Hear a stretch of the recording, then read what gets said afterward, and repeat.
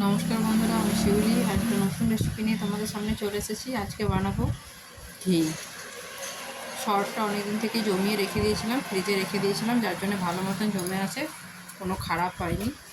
এখন সরটা একটা বাটিতে ঢেলে নিয়েছি, কড়াইতে ঢেলে নিয়েছিলাম, ভালো করে ফেটিয়ে নেব।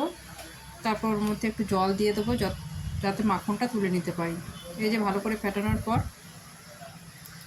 জল দিয়ে দিচ্ছি, তারপর উপরে মাখনটা ভেসে যাবে আর জলটা নিচে থেকে যাবে। এই যে মাখনটা উঠিয়ে নিয়েছি। মাখনটা উঠিয়ে নেওয়ার পর মাখনটা 2-3 বার জল দিয়ে ভালো করে ধুয়ে নেব, যাতে ওর মধ্যে যেটুকু দুধ আছে সেটা বেরিয়ে যায়, তাহলে ঘিটা ভালো মতন তৈরি হবে। এখন বের করে নিয়েছি মাখনটা। এখন ঘিটা বসিয়ে দেবো কড়াইতে। মাখনটা ফুটিয়ে ভালো করে ফুটে গেলে ঘি রেডি হয়ে যাবে। এই যে ঘিটা ভালো মতন ফুটে যাচ্ছে, মাখনটা যত গলবে তত ভালো ঘিটা হবে। দেখো মাখনটা পুরো গলে গেছে, ঘিটা পুরো রেডি হয়ে গেছে। এখন আমি ঘিটা একটা ডিবার মধ্যে ঢেলে নেব। এতে ঘিটা ঢেলে নিলাম। এভাবে তোমরা ঘি বাড়িতে বানাতে পারবে। ভিডিওটা ভালো লাগলে অবশ্যই লাইক কমেন্ট শেয়ার করে দিও। ভিডিওটা এখানে শেষ করছি। সবাই খুব ভালো থেকো।